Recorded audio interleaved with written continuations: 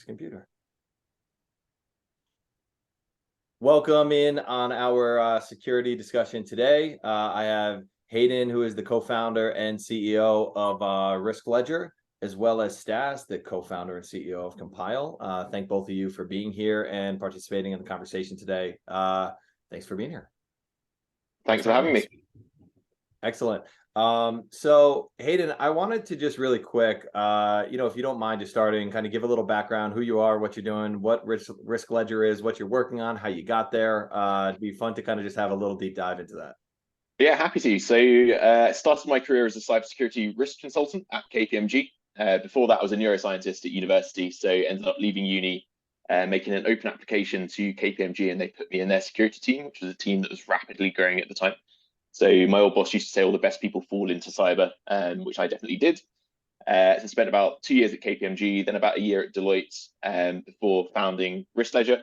And across that whole arc of my career, I was specializing within supply chains. So helping our clients understand security risk in their supply chains, how that filters up into a wider third-party risk management program, and helping them set up those programs, run and report on them as well. So you experienced a lot of the pain that they experienced when running them.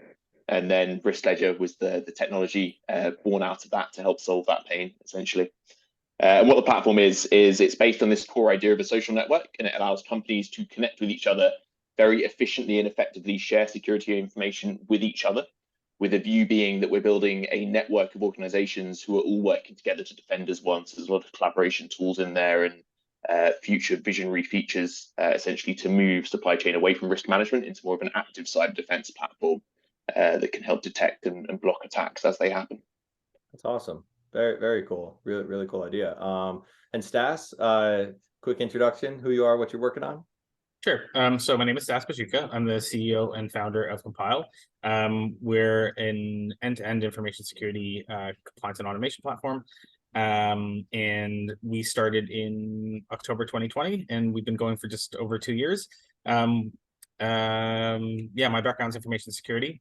I've had about 20 years in this space. I started as a systems engineer and then worked my way up to CISO, and I've done that multiple times. I've got a lot of accreditations in this space and a degree as well. And I mean, it's pretty much all I do. That's awesome. Cool. Well, I think kind of unique to this discussion, two co-founders, two CEOs. Haydn, maybe I'll just toss it back to you. I'm curious, like if you were to think back, what were some of like the early day challenges that kind of are front of mind for you that maybe or maybe aren't going to be relatable to those that are kind of tuning in to watch this? Yeah. So if I think back to when I suppose we first had the idea for the company, that was 2018.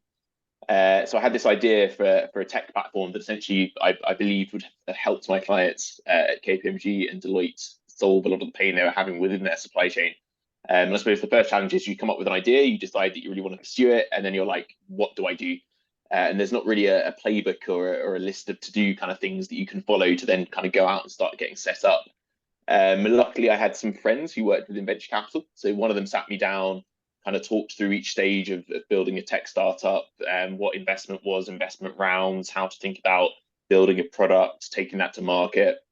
And that was quite a really good foundational chat from which I was able to kind of formulate a bit of a plan. And then we also got accepted onto a startup accelerator in the UK that was for really early stage companies, which also helped us understand kind of how to incorporate a company, how to kind of kick stuff off co-founder, how to have a co-founding agreement, and bits and pieces like that. And then from there, came up with a pitch deck, built an initial prototype of our platform, which was literally pictures on PowerPoint that we hyperlinked together. Took that around a load of CISOs in the UK that I knew, and pretty much had them clicking through the prototype, kind of explained a bit about what I wanted to build, trying to get as much early validation on the idea as possible. And then from that, they all said, yeah, this is great. If you build this, we would definitely look to buy it. And then, yeah, from there, managed to sign our first few trial customers before we'd built the platform. Then off the back of those contracts, managed to raise our first investment rounds, use that money then to build the platform, which we launched about 4 months later. Then had to completely rebuild the platform into version 2. And then, yeah, really kind of took it to market in 2020, which is when we started selling what I would say is the minimum, not the MVP, but the minimum sellable version was really what we had in 2020. And then yeah, from there it was kind of building out each individual function within the business and taking us from 0 customers to the 75 customers we have today, really. That's awesome, man. Stas, that sounds somewhat Similar, similar. very similar. Yeah, I mean, our journey was we didn't do the accelerator or the mentoringship, which we probably should have.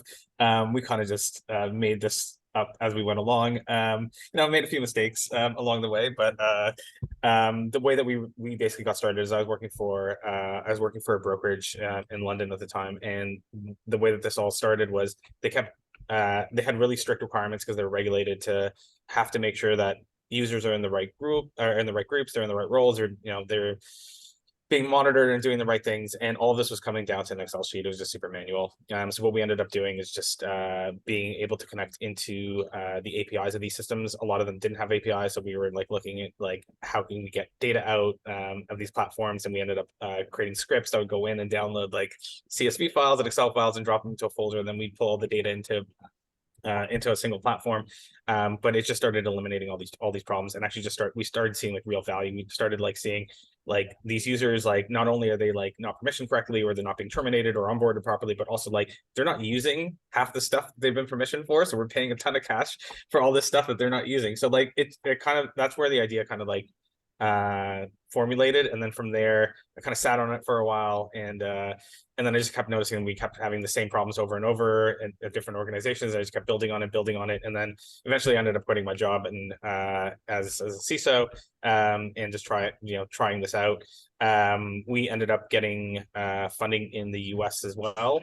And we built a prototype, and then we ended up having to completely rebuild the prototype, or like completely rebuild the product, because I'm an engineer, but I'm not a developer, and it's a very different thing. Yeah, word of advice: if you're not a developer, don't do it yourself. Very cool. Well, I'm really happy to have both of you guys here. Seems like a great conversation is about to be had, but I want to kind of pivot here because I think both of you bring an incredible amount of knowledge and experience just to the overall conversation in regards to risk. I think that, right now, we just came out of 2022 where the world kind of largely emerged from the pandemic and woke up, and now there's like a number of changes that are here now that maybe weren't here since prior to the pandemic. So things like working from home being normalized, physical assets have now been digitized. I think AI has been kind of had to have been largely accepted into organizations, and a lot of these things are taking place from an organization. Maybe they're not a very innovative organization. They've had to implement these things, and I think what comes very common in a situation like that is gaps and issues that maybe somebody implementing these changes is not aware of.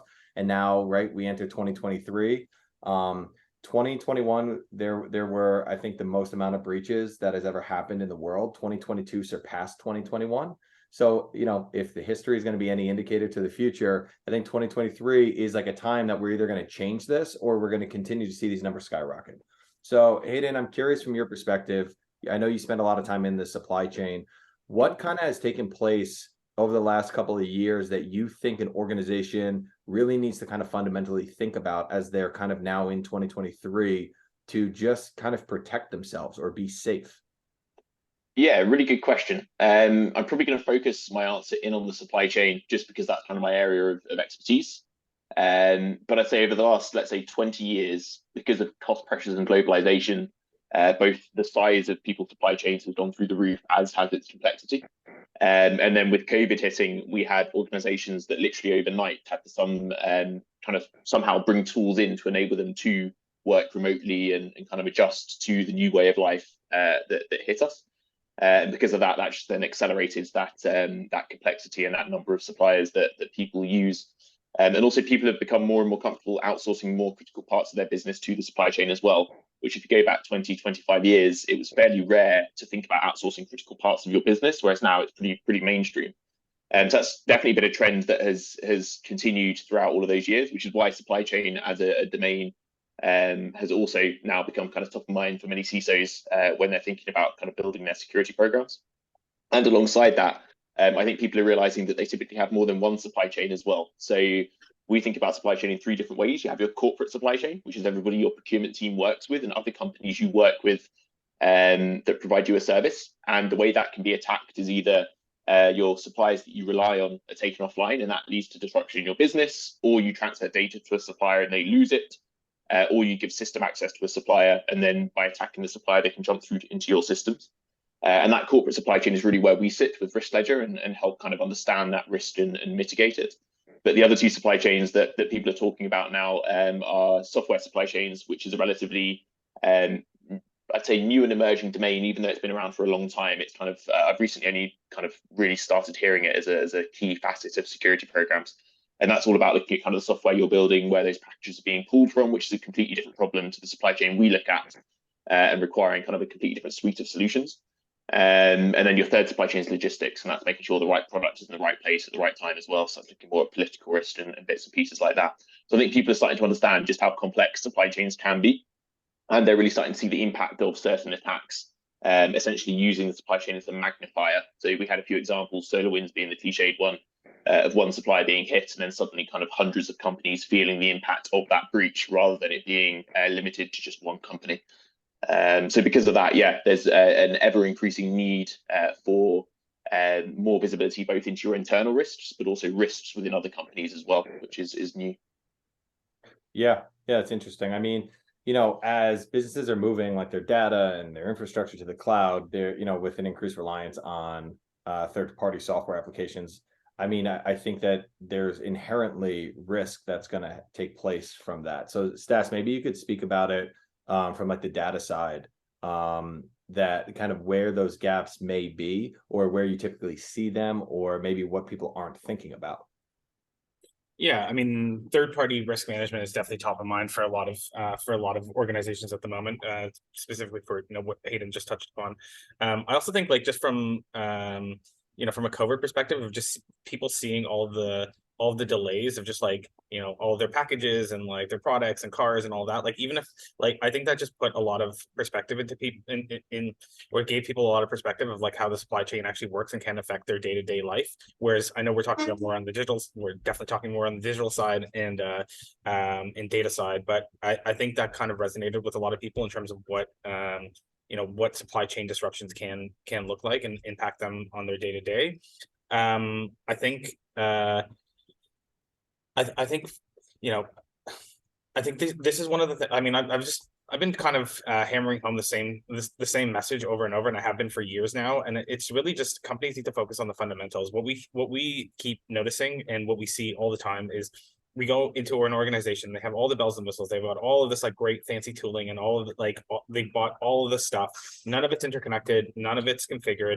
It's all just there for a checkbox, and we have to focus on fundamentals. This is definitely one of those fundamentals, and it's becoming more and more of an issue. Also, with going off the idea that everything is moving into the cloud, it's a lot easier to now bring a product to market. It's a lot easier to get people to use it, and so we have to be a lot more conscious about what how we make sure that those supply chains remain secure. But we have to do it in a way that it's not the old. We have to make it as simple as possible for people to use it, and as intuitive for people to use it as well. Because if there's a barrier entry here, they're not going to do it. So I mean, it sounds, Haydn, like you guys have kind of built a product that is unblocking that. Yeah, that was the hope. So that's a really good point you raised just then at the end. Yeah, so the supply chain is basically like it's companies doing deals with each other, and whenever you put a barrier in the way of two companies being able to create a deal, essentially security is becoming more of a barrier than it is a hindrance more than a help. And I was always kind of raised on the fact that security should be an advisor to a business and help enable that business to make more money rather than kind of hinder it in any way. And yeah, so because of that, one of the fundamental kind of principles that we've really tried to bring to the supply chain through our social network is thinking about what each side of that conversation wants. So our clients want to work with secure suppliers, but our suppliers want a way of communicating clearly with their clients very efficiently, and also kind of helping them win deals quicker. And by combining kind of both of those value propositions under one roof, the idea is it just makes that conversation a little bit easier to have, and a lot nicer to have as well, and a lot more productive, rather than it being seen as kind of a hoop that a supplier has to jump through just to win a contract, which is where we tend to find a lot of problems occur. For sure.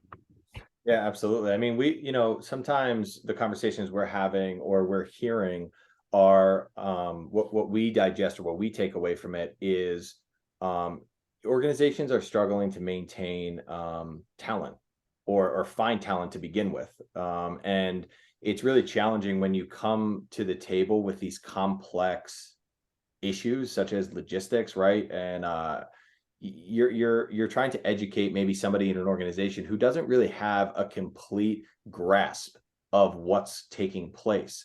So like the education sometimes needs to be done first before you can even talk about any solution that you can provide. Hayden, I'm curious if you've had experience with that. Yeah, the product we're building as well isn't your typical TPRM type tool. So we had to educate our prospects in a couple of different ways. So firstly, it's educating them about just TPRM in general and vendor risk management in general, kind of the risk that it can pose to their business, why they need to be thinking about it if they're not already, and then what kind of the status quo in terms of tooling and solutions out there kind of is. And then the second part of the educational piece is actually looking at kind of the area that we're moving into and what the new art of the possible is in the supply chain, and why actually investing in a decent supply chain process can bring a wealth of benefits to the business, including kind of procurement teams, legal teams. It can help the business buy things quicker. And that's kind of a whole educational piece um, that I think when you're starting a business takes a bit of you almost have to learn it as you're doing it. I think if I think back to kind of day one of Risk Ledger, where I'd written out our value proposition and what I thought the value was we'd bring to customers, it's broadly the same as now, kind of a few years later. But we've definitely been able to refine it a lot based on actually those conversations and learning from customers what actually is the real pain they're experiencing. Once they're using our platform, what is the real value we're bringing to them? And that educational piece, what I'm saying, there's two ways as well. Kind of it helps us refine the product, helps us refine our messaging and kind of what we do, just as much as the customer gets educated in kind of in our case supply chain and that specific domain within security. Hayden, when you're implementing your solution, are you typically working with an organization that has some realm of a solution already in place, or is it generally they're looking for their first kind of stab into this realm?